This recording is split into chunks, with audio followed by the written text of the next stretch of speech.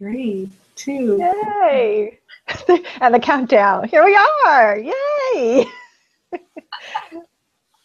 Welcome to the Inspire View Series 2016. My name is Cherrise Boucher of CherriseBoucher.com, and I'm a women's reinvention specialist, life coach, and energy healer. I am so excited. If you're not already familiar with this series, I am super excited that I am in year 2 with it right now. And my mission with this series is for every woman on this gorgeous planet of ours to be truly connected with her genuine self, to listen to her heart, and to follow her dreams. And if for some reason that true self gets lost for a bit, like we all know that can happen, to reconnect with her. Often when we're looking for that reconnection, we get inspiration from other people. And that in part is what this series is for others to share their stories and to inspire and motivate you to live your passion. The women I've had the honor of connecting with in this series are all very real, very genuine, and truly beautiful souls. Their stories have inspired me more than I can even tell you. And they all have had some awesome tips that they share that you can use in your life to help you get moving on living the best version of yourself too. Because seriously, you know, if you aren't taking care of yourself and living passionately and feeling and owning your self-worth, how can you be the best for the other people in your life? So get your butt out there and nurture the spark that feeds the fire of your passion. Today, I am so honored to introduce you to somebody that I've known for a few years now. Melissa Sarazin. She's an intuitive healer and energy practitioner who works with women entrepreneurs and supports them in healing their bodies and resetting their energetic blueprints so that they can step out into the world with clear guidance, confidence, and self-sovereignty. By resetting their energy, they are free to govern themselves in a loving, trusting, nurturing, and balanced way. Right up my alley. So welcome, Melissa. Thank you so much for being here and sharing this, because your journey is pretty awesome. And I'm so thrilled that you're going to share it and everything. So tell us first, I guess, a little bit. Introduce yourself in a bit and tell us what led you on this journey to get where you are as an intuitive healer and energy practitioner. Yeah. The story. We all have one, right? Right. That's right. And, you know, depending on who we are, where we come from, it really, everyone's different. I, you know, grew up in a middle-class family. I was very sportive. I was into competitive swimming. I played ringette for years. I was very athletic, very popular in school. And then there came time when, you know, secondary education came around, and I had no idea what I wanted to do or who I wanted to be. And so I started to look into all these different things. I took time off of school because there was way too much pressure, and I just kind of had enough pressure, I guess, with all of my experience in sports and things like that. I just wanted a break. And so I worked for 2 years. And during that time, I discovered my love of food. I had a passion for food. And so I actually went to college to become a chef. Interesting. And yeah, and through that path, I got to travel, which was a second passion of mine. And so I figured I'll become a chef. I can travel and work wherever I go, and I can see the world. I could see all these places that I got to learn about when I was in school. Little did I know, though, when I started out on that journey, that I had a pattern of depression that I kept falling into. And I think there was a part of me that thought if I left home and went and was in a different environment, that a different me might show up somehow. I'm not quite sure how I thought that would work. But it didn't. I mean, I did go traveling. I did see some really amazing places, and I met my soulmate and my husband along the way, and then we went to Australia. And when we were living in Australia, we were living on an organic farm. We were growing our own food. We were learning all about this type of farming, which we didn't really know even as chefs. And yet I fell into the deepest part of my depression, where I stayed in bed for pretty much 2 months. Wow. I just turned myself off. I went numb to everything that was kind of happening around me. And lucky for me, the man that was running the farm, that created the farm, just started talking to me, and he, just started saying, well, what's the first thing that you think of when you wake up in the morning? And, you can choose to be happy, and you can do this and you can do that. And he was kind of the first person to ever kind of poke through my barriers, I guess, in that way. And then that's what led me on my healing journey. And then that's what led me to discover that, a lot of people have beliefs that they get stuck in. Mm-hmm. We're told things over and over in our life many, many times. And I realized that I could change them. And when I changed them and I came back home and I was telling people about my journey, about the things that I had experienced, they were like, you healed your life from depression? How did you do that? I didn't think that was possible. And then I started to say, what do you mean it's not possible? Like, I firmly believed anything was possible because I had just come back from living my dream. And so that's how I fell into becoming an entrepreneur and fell into my business. That's awesome. And because I'm sure a lot of people think, I've talked to a couple other women on this series who have suffered from depression and have tried like everything out there from, drugs to various therapies and everything. And it's different things work for different people, for sure.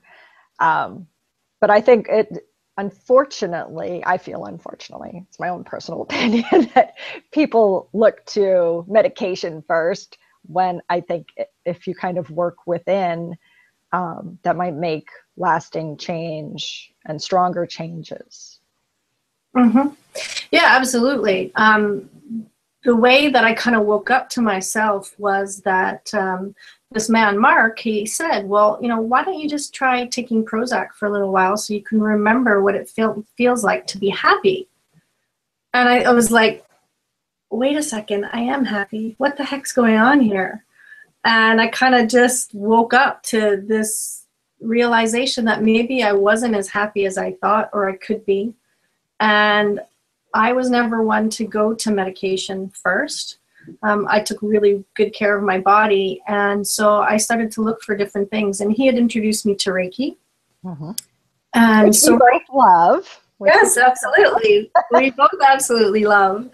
And that was kind of the start of my journey of really realizing that, I don't have to take life at face value, that there's a deeper current and connection going on. And by tapping into that connection, you can learn so many different things. And the amount of healing that's there for you is just truly phenomenal when you're willing to go into it. And the reason why I say I help women heal their bodies is because a lot of the times I feel like we're taught to be in our heads all the time. The way the education system is set up, we're taught to memorize things and to always think rationally and to, do things that make sense and things like that. And I realized when I started to get back into my body and I was able to feel my emotions in a healthy way again, that was the foundation that helped me to change my life. And did you really, so through this process, did you kind of, I guess I'm asking, like, what practices did you use to sort of slow down, I guess? I'm assuming this is what you did because this is what's seeming right. Slow down and really kind of get your intuition going and really listen to what's happening in your body, to the little signals or everything that it's giving you before it turns into something bigger. So is that kind of what you did? That's part of it. I actually discovered another healing process called The Journey, which was designed by a woman named Brandon Bays. And what that is designed to do, that process is designed to take you past your mind into your body and to actually gain access to cellular memories that we have in our bodies. And we do that through the emotions, by just identifying emotions. We have so many layers to ourselves, and we have so many, our bodies are the maps of our whole life, of everything that's happened. So anything that you want to know, we can tap into our body and we can hear the language that you were speaking to yourself. You can gain access to the emotions. You can hear what other people have said to you. And it was through understanding and learning that process that really helped me to clear out the traumas that I had experienced as a young girl. Wow, that's really interesting. I haven't heard of that. So now I've got something else to Google. Yeah. I spent a lot of time Googling. So. As do I. That's good. So from chef to intuitive healer and energy practitioner. So how did you shift? Because those are, I mean, they're both healing the body, depending on what kind of food you prepare, I suppose. But how did you shift from one to the other? Or have you not? Maybe you still do. I see pictures of what your husband makes on Facebook. So now I understand better. But for yourself personally. Well, like I said, it just everywhere I went, people were just saying, how did you do this? Like, how did you manage it? And just through those conversations, I just started working with people. And just over time, I mean, that was back in 2002. So it's been 14 years. And so through this journey that I've been on for 14 years, I just was able, once my body was in that healing mode, it's like everything I do it has a healing purpose to it. And I guess that's really the foundation of what changed, was realizing that I affect my life. I affect the energy of other people around me. And that, I can choose how I apply my energy. I can choose how I use it. And if I'm going to use my energy for anything, then I want to help people heal. That's just this really, really strong desire that I have within me, because I have seen amazing transformations in people's lives. And I mean, how could I ever want to do anything less than that? It's so amazing to just see people have similar transformations to myself, and to really be blessed to be a part of that. So it's evolved over time. Yeah, right.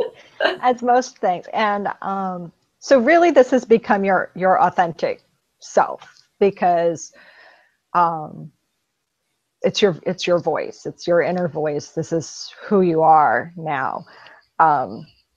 Once you really tuned in and listened to yourself. So I guess this is you've sort of answered this question, but I'm going to ask it anyway. It's kind of a two-part question. So how did it feel to actually acknowledge and embrace your true voice? And then how has that changed who you are? Great questions. Well, I've always been stubborn and I've always been independent. So embracing my own voice, it's always been something that's there. And like I just said, I changed the perspective with how I use my voice. And the way that it's changed my life, well, I mean, I just feel comfortable in myself. No matter where I am. Before, there was always questioning, there was always comparison, there was always judgment, there was always a way for me to keep me separate from my surroundings. Now when I walk into a place, I feel connected because I am connected to who I am. And so it's really through that connection that I now function in everything that I do. And that's what really changes everything, because I love who I am. I get excited about it, and I'm not afraid to share it anymore. And it took, a long time to get to this place. But now that I'm here, it's just like, woohoo! I'm so excited. Gives me goosebumps. Oh, yeah, me too. So have you ever veered away, maybe in the past 14 years or so, veered away from being authentic? And what were the results of that, if you have? Yeah, of course I have. I mean, I'm human. You step into something and you feel the power of something and you're just like, oh my God, this is way too big. I got to step back and do something different. And I fell into coaching for many years. I mean, I still use coaching tools in my practice because I love the structure of coaching.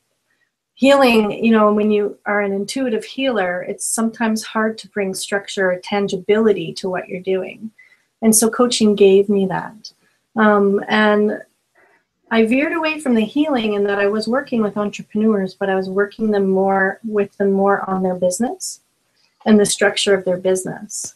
And now I'm veering back to the healing the things that aren't working in your business so that you can gain that clarity and move forward with that authenticity. So I find this pattern a lot with people that, and then I hear both sides. Like with younger people, they feel like, time is wasted. That was wasted. Like I did this experience, I lived this way or did this job, and it was a total waste because now I'm doing this. But I see, and I think what you're sharing now too, is that no experience is ever wasted, and it always kind of comes back and it evolves back around into something else. Like you're still working with entrepreneurs, but in the coaching with their businesses, you probably also noticed some energetic things that would come up for them, which then triggered you like, hey, there's like some energy stuff in here, which kind of kept calling you back to healing in that way and working with people in that direction.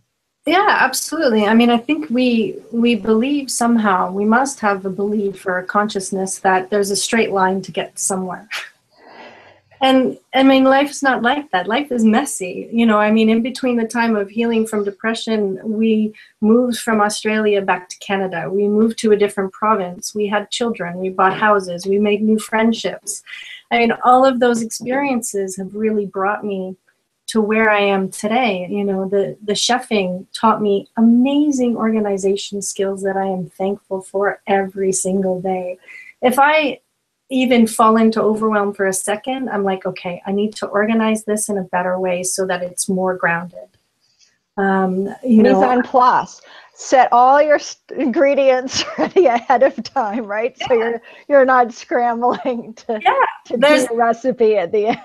Exactly. And, you know, at times, like I'm working on this big project now, and during those times, you know, there's some high pressure that can happen. Well, if you ever want to feel pressure, work in a kitchen, because it is absolute chaos. It's absolute crazy. No 2 days are ever the same. And you will learn so much about yourself doing that. You know, so there's all of these things that I get to take from each thing that I did. And having that foundation is really what helps me with the confidence of now stepping out and saying, okay, here I am. I'm an intuitive healer. I'm an energy practitioner. And this is what my gifts are. This is what I'm really here to do. And so there's never a wrong turn. You know, I really don't believe that. Yeah, me either. So obviously I'm going to ask this question because it comes up quite a bit too. When you go for a more non-traditional type job, people have opinions. I mean, family members are like, how are you going to make that work? What is this thing, right? Like, you were a chef, you could work in a restaurant. That's like a solid, everybody knows what that is. You could go out and get a job or have a restaurant, and it's familiar to people. Yeah. But this side of it, coaching, energy work, like I do as well, are very non-traditional. So I've found that people that I speak with too, who are trying to go in that direction, feel sort of that pressure from friends and family. Like, what are you doing? Are you crazy? What is this thing? You know, because it's not familiar to them. So do you have any maybe suggestions or how maybe you've overcome that if you've experienced that yourself? Yeah, absolutely. I mean, I didn't talk about what I did with my family for a long time, and I think that's why I went into coaching, because it made more sense. I mean, they knew my experience in healing myself. They didn't really understand it. They did all try it because they wanted to know. They still didn't, it wasn't quite right for them. And that's okay. Now they look at me and they notice the difference in me. And as long as I'm happy, my family and friends are happy. Now, to those suggestions, what I would really suggest is to find a community that does accept you. You know, we need to find that place. There is always that place. And so it's finding those communities, whether they're online, whether you hire yourself a coach, whether you have somebody who you can talk to openly. Just find that place where you can do that. Because the more that you practice and the more that you do it in a way that feels comfortable, the easier that it is. You know, like I said, it's taken me 14 years to come back to this place, and because it's really, I guess, been taking me that long to feel comfortable saying that no matter where I am. I mean, I used to change my story all the time depending on where I was to fit with the people that I thought were in the room and what they wanted to hear.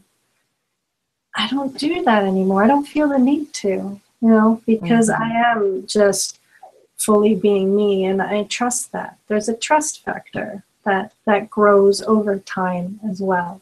Like I said, you know, we want that straight line, but there is this time that needs to happen when we're growing as human beings. I mean, imagine if you stopped growing, you stopped learning things, you know. Imagine if there was nothing for you to Google today. Like, life would be boring, would it not? Yeah, it would. Yeah. Although I'd probably save myself a lot of time to be productive in other areas if I wasn't Googling stuff. There is always that. But you know, the woman that teaches the journey, she does these long, these longer retreats. And you know, one thing she always said was never land anywhere. Because as soon as you land somewhere, then that means you are holding that energy. And when you hold energy, it's important to hold it, of course, but to allow it to be flexible. Because as soon as you get rigid, then you stop growing, and you're going to miss things. You're going to miss opportunities. You're going to miss things that, you know, you can use to grow. And you know, you will miss some things. Sometimes they need to come back 2 and 3 times before we see them. And that's okay. I mean, you know, before I got started on this journey, I had 3 different jobs in 3 different countries. And in each of those jobs, I was told that I was hard to work with, hard to get along with, and that I wasn't a team player. I had to hear that 3 times on 3 different continents. I mean, okay, you know, it happens. I'm not a team player. That's like such the thing in corporate world, you know. Are you a team player? Oh, sure, I'm a team player, you know. I play well with others. I never fought when I was in the sandbox. Yeah. It's kind of funny because you can be a team player, but if the people you work with are not, then you know, then you're the only team. Yes. You know. So I've experienced that too. So. That's funny. 3 times. Three times was the charm to. But then I had to figure out what the heck it meant. You know, okay, well, if I'm not a team player, then what am I? Am I just meant to be in the shadows? You know, you mentioned my husband is a chef too. Well, he's a French trained chef. He was from France. And this is who I was traveling with. And so we would put our resumes into a job, and they would pick his up and go, oh yeah, here, we want you. They would pick mine up and go, oh, well, you don't have as much experience. You don't have the same kind of training, and you're a woman. So I think you would fit better over here. No, but this is, you know, where I belong. This is what I want to do. No, you're going to fit better over here. And that's so interesting. Yeah, like, what is it that I really want? Do I want to stay in his shadow? Or am I good enough to stand on my own? And so that was one of the lessons that I really had to learn, that I was good enough to stand on my own, and I needed to find what that meant and where that was. You know, definitely not in a kitchen, but I'm okay with that because I can have fun in the kitchen again, and that's what's important.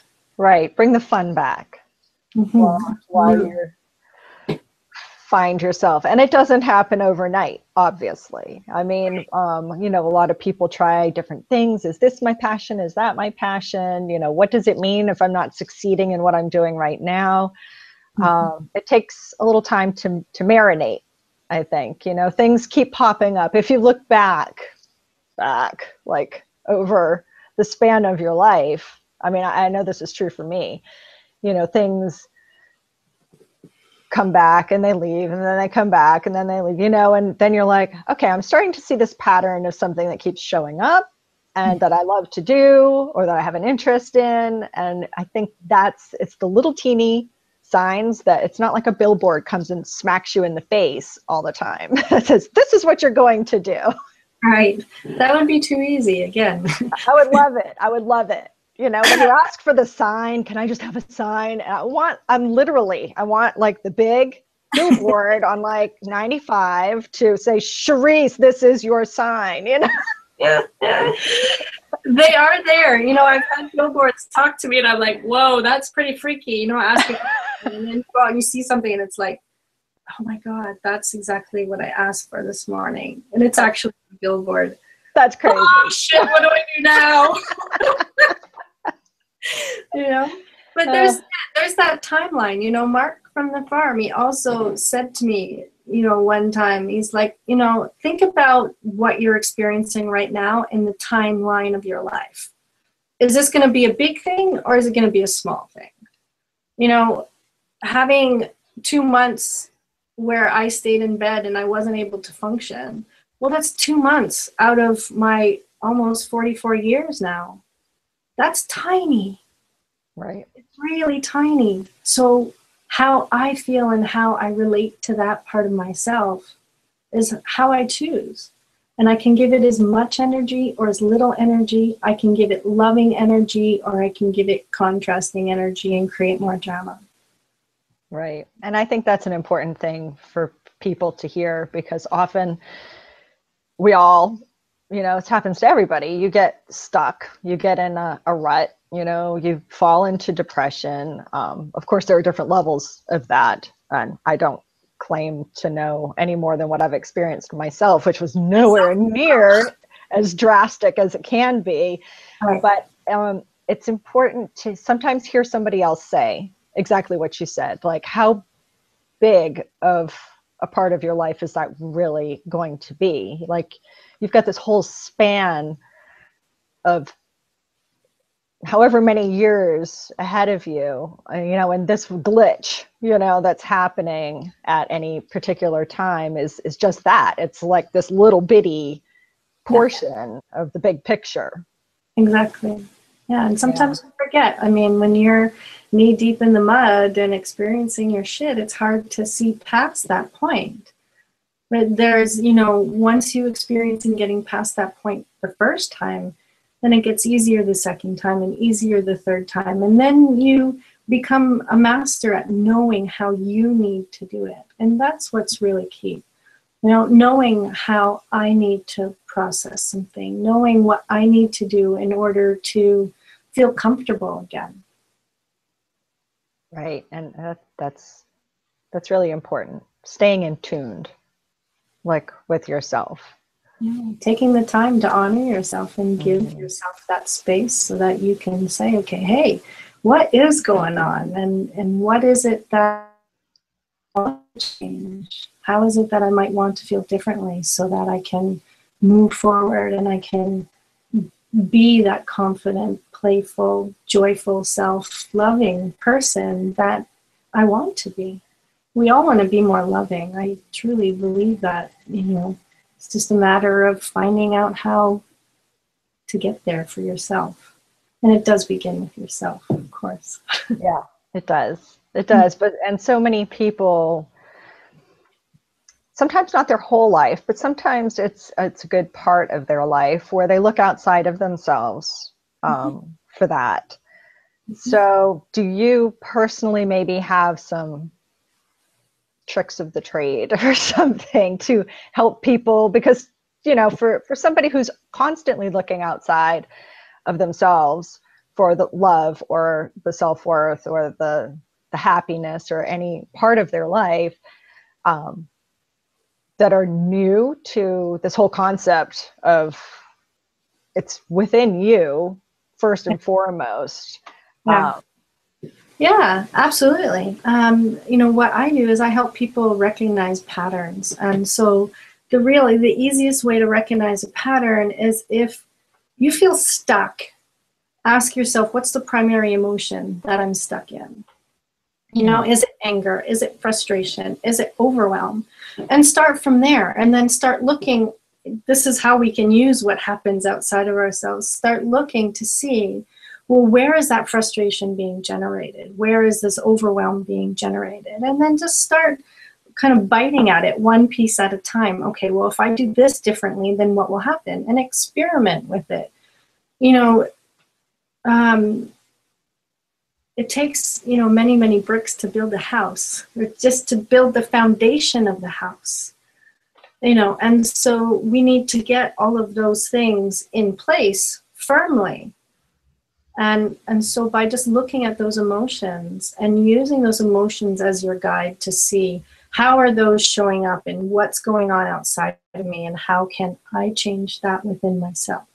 I think that's a great exercise. That would probably be a great, I'm not personally much of a journaler, but I know the value in it. So, and sometimes it's just a scrap of paper I'll write something on. But that sounds like a fantastic little tip for someone who may be feeling like in a state of overwhelm. Like, write down that feeling, you know, on a piece of paper, and then just kind of go through it and list the things that are making them feel that way. Or if they're angry, what outside things are making them feel that way, so that they can identify them. Yeah, you know, we're programmed to look outside of ourselves to make sure that everything is okay from a very young age. And so it feels counterintuitive to start here. You know, start with your heart. What's going on here? It's a bit counterintuitive. And if you don't journal, that's okay. Go for a walk and talk to yourself.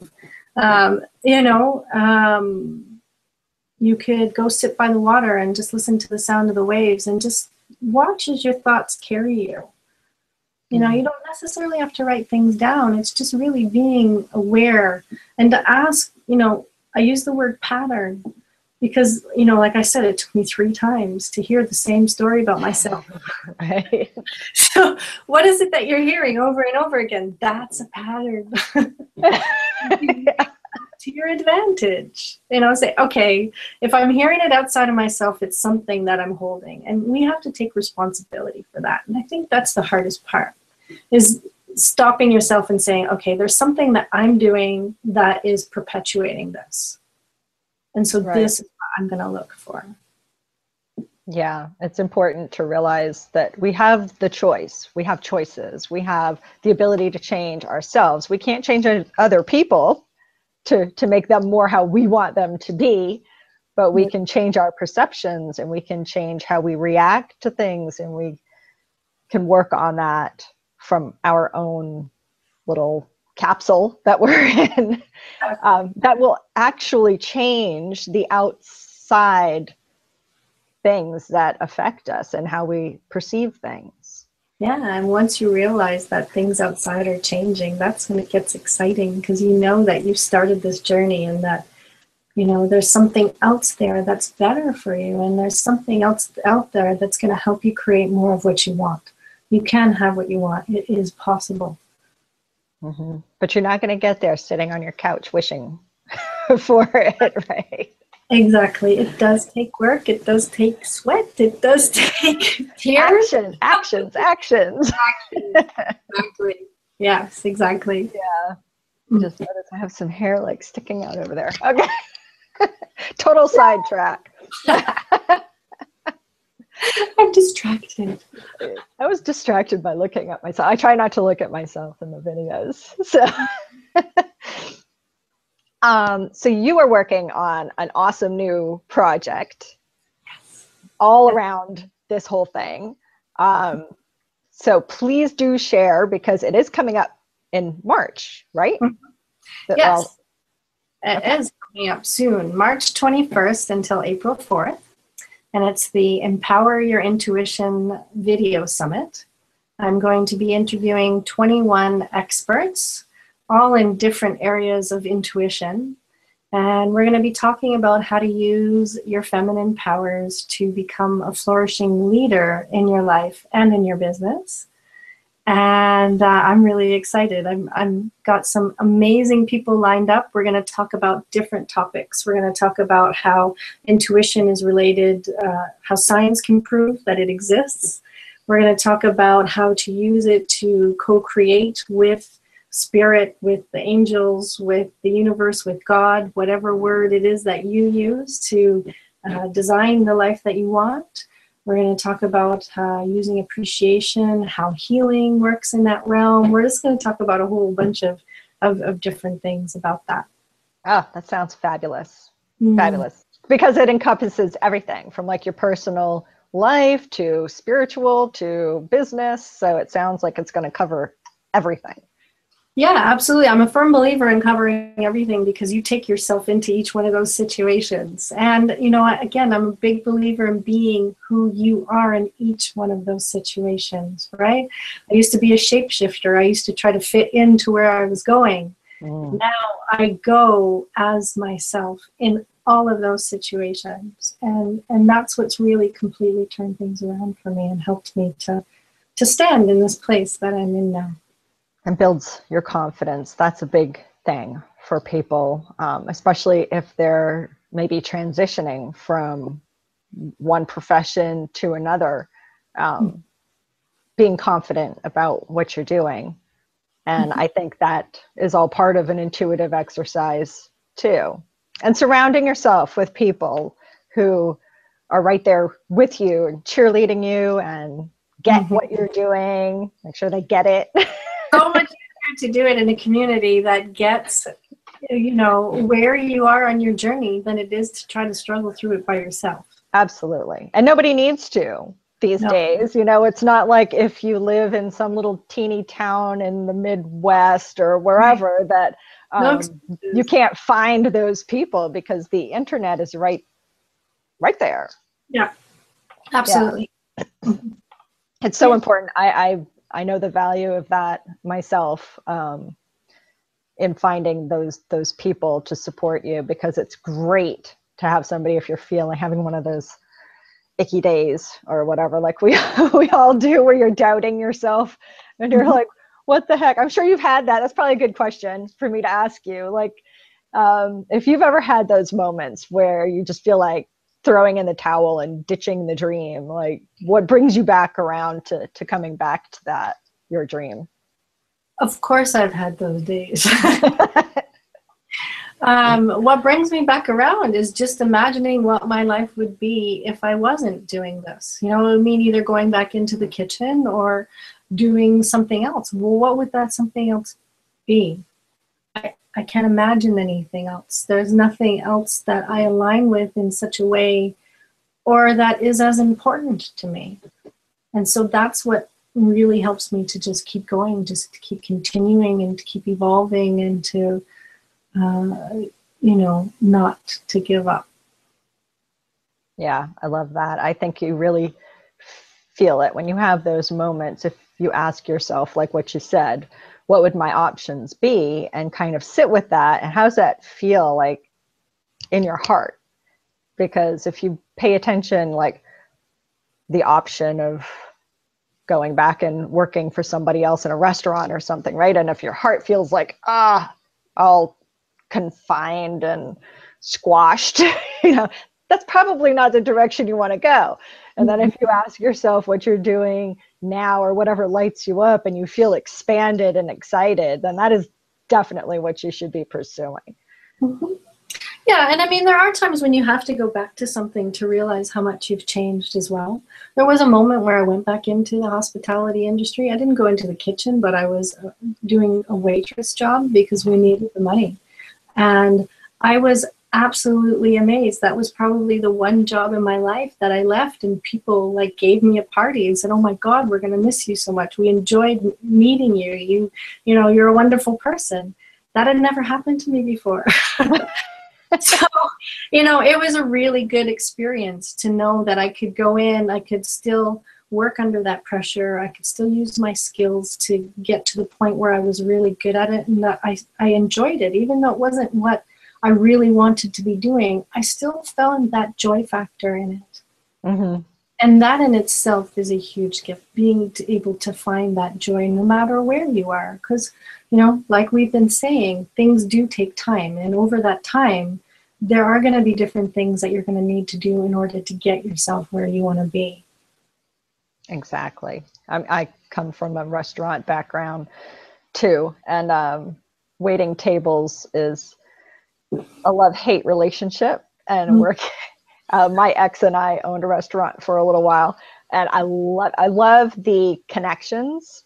So I think that's how I feel that's the kind of thing I need to do, is talking with people and sharing, and the personal connections that you even have if someone's sitting at a table in your section for 45 minutes, right? Yeah, absolutely. Absolutely. Yeah, I've told my children that they have to work in the restaurant industry at least once, because it brings a whole new perspective to your life. You understand that whole side of it, and then the outside, I'm sitting at a table, kind of thing, because it's a fun, interesting, and there's a lot to learn in that industry for sure. Oh, absolutely. It'll teach you a lot about yourself. Yeah, how much pressure can you handle before you explode? It'll teach you to get out of that fear of talking to people, or of how people might judge you, or how you will find solutions to challenges that show up, because they show up every night. There's no two days are the same. I still have dreams about waiting tables sometimes.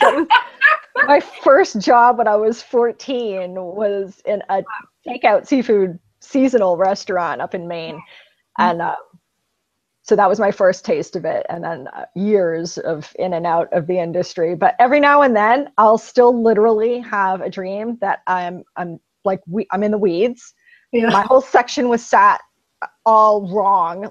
It's a fine line. Anybody who's in the industry knows on how you get sat at your table. Yeah. It's better to either get it all at once, or it needs to be staggered just the right way, or you're just like, ah. Mm-hmm. Yep, that's right. Yeah, so stressful. It's funny how certain things will just keep coming back. I don't know what that means. Must mean something. I don't know. I haven't had to look that up in dream interpretation, old jobs revisiting. I think it reminds you of your ability to handle stress, your ability to adapt to it, and to find a flow that works for you. The good thing that I always realize from that is that it ends. Yeah. There's an end. The restaurant will close, the shift will end, whatever. This isn't an ongoing struggle. It ends. So right. I think, like life, nothing is an ongoing struggle. Maybe that's what it means. Maybe I just interpreted my own dream. There you go. There you go. You see? You have all those answers. You just look at that. We just talked about there. I wonder. Oh, that's funny. Well, share, because I don't have it in front of me, but it will be posted on my website, along with this and your bio and how to connect with you, your website and everything. But share with me the link for people to sign up to get details about your video event. Yeah, it's exactly the same as the name, empoweryourintuition.com. Oh, that's super easy. I try to make it easy. We all like easy. I like easy. Yeah, I like the one-click kind of thing. So yeah, that's awesome. Mm-hmm. Okay, well, thank you so much. And all this information will be on CherriseBoucher.com under the Inspire View Series Part 1 2016 tab. All of last year's interviews are in the other tabs. So if you're looking for something to inspire you, please go ahead and take a look at those. And sign up for this, for Melissa's event, because it sounds fabulous and it's going to touch on every single part of your life. So there's going to make sure you have a notebook and a pen. Oh, yeah. When you watch these, because I'm sure it's going to be like chock full of good tips. It is. You're going to want to revisit. Are there going to be replays, or do you have to watch them live? There are going to be replays. And actually I'm keeping the interviews to just 20 minutes because I really want each expert to focus on one thing. I don't want to overwhelm people with too much information, but I want to give them something that they can use. And so they will be 20 minutes, and they'll be available for 48 hours. And then there could be some that I might throw in on the weekends that you can listen to again and again. And it's all Awesome. free. There's nobody's selling anything. It's all completely free. That is fantastic. And I assume that all your guests will have all their contact information too on there. Mm-hmm. Yeah. Fantastic. Thank you so much, Melissa. I'm so glad we got a chance to chat. Oh my, this was fun. There was good stuff in here. Good stuff. Absolutely. Thank you so much. It's been a pleasure. Thank you.